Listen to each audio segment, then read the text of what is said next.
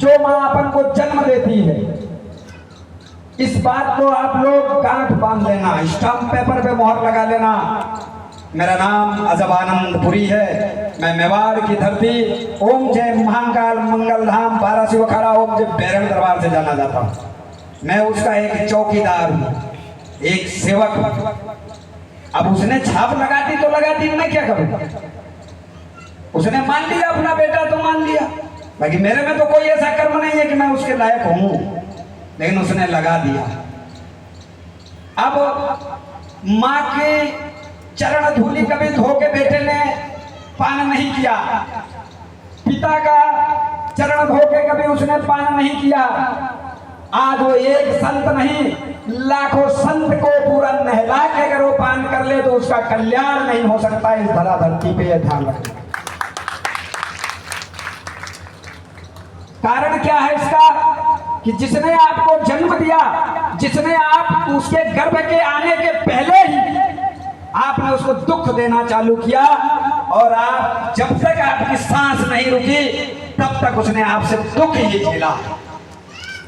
परमात्मा भी आपसे इतनी कसक्कत नहीं करता, वो भी आपको सजा सुनाने लगता है, लेकिन माँ सदैव कहती है कि अरे मेरा लाल है, इसके 100 गुना भी मेरे लिए माफ है, मैं सजा झेल लूंगी।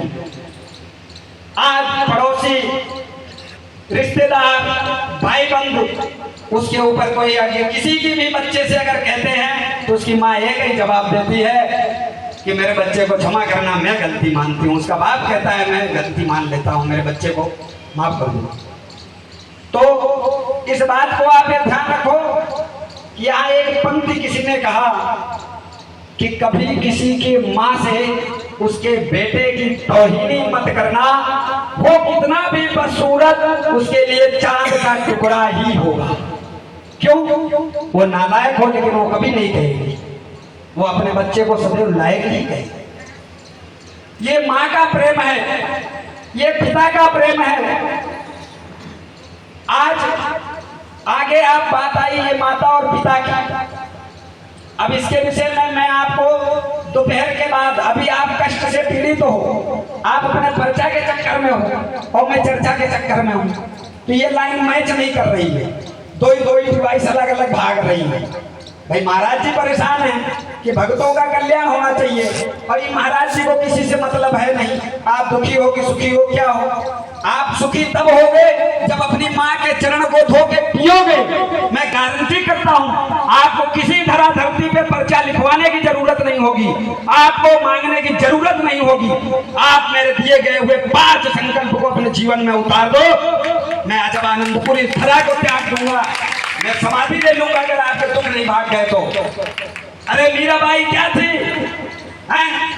राजा भरतनी क्या थे?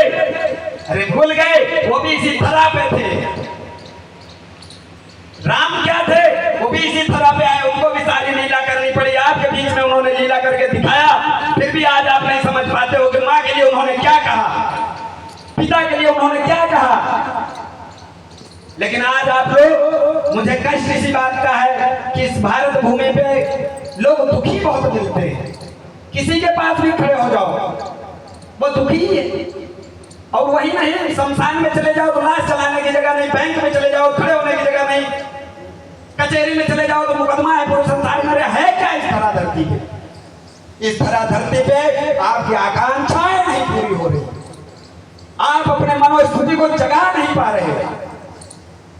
जिस दिन आप अपने आप को जगा लोगे कि सब कुछ मेरे अंदर है, मेरे अंदर ईश्वर है, उस दिन आपको कहीं जाने की जरूरत नहीं होगी, सब उसी जगह पे आएंगे, ये मेरा वादा है। और मैंने आपसे कहा शुरू शब्द में कि वो ओम क्या है? निराकार है, ना आप देखे हो ना मैं देखा हूं, बेशक मैं आपको ज्ञान दे रहा हूं। ओम वो चीज है, ओम से ही सारा संसार है, ठीक है। और उसके आगे मैंने क्या कहा कि पहले मैंने निराकार को याद किया, क्यों मैं उसी का वंशज हूं, मेरे सर पे भेद बना है। दूसरा शब्द मैंने आपसे कहा कि ओम तत् सत। ये तत् सत क्या है? बहुत ज्ञान दे रहे, बहुत मेरे भेष में पहन के घूम रहे। आपकी झुर्रिया भी लेके भाग जाते हैं, नहाने जाते हो तो कहते हैं तो बाबा जी झुर्रिया लेके भाग गए। तो वो बाबा जी झुर्रिया लेके नहीं भाग गए, वो बाबा जी को बदनाम करने के लिए हमारे आपके बीच के हमारे कि बाबा बदनाम हो जाए, लेकिन जिस पे महादेव का भेद होता है वो कभी बदनाम नहीं होता है, वो सब बदनामियों को ठोकर मार के आगे बढ़ता है। और जिस व्यक्ति के प्रशासक ज्यादा होंगे, उसकी प्रशंसा करते होंगे, वो व्यक्ति सदैव नरक में जाएगा। जिस व्यक्ति के हमेशा डांटक ज्यादा होंगे, वो व्यक्ति सदैव प्रकाश में जाएगा। ये गारंटी लिख के रख लो।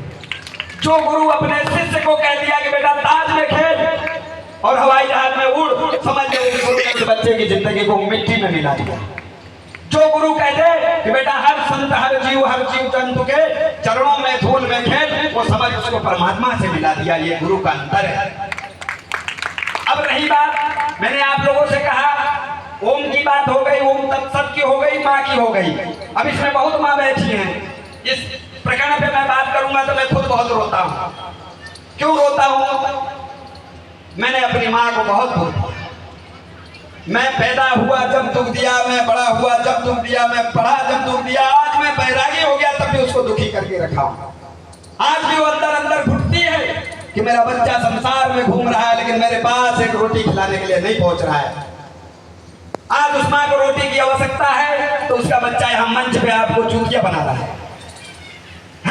आप लोगों को बैठ के यहाँ ज्ञान दे रहा है, माँ की सेवा नहीं कर रहा है। आपसे कह रहा है कि माँ की सेवा करो। लेकिन मैंने ये पाप क्यों लिया? ये पाप इसलिए लिया कि मेरे एक आदमी के लाख पाप, आप लाख लोग करोगे वो पाप, और वो पाप मैं अकेला कर लूं। अगर आप लाख लोग सुखी हो जाओ तो क्या गड़बड़ किया मैंने?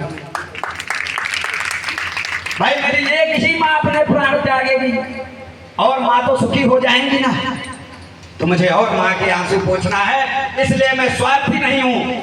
आपसे मैं पैसे नहीं मांग रहा हूँ, मैं आपको सिर्फ बता रहा हूँ। अब चौथा स्टेप आता है, अभी तीसरा आया, अब चौथा। समाज, मैंने बस्ती माता की कहा,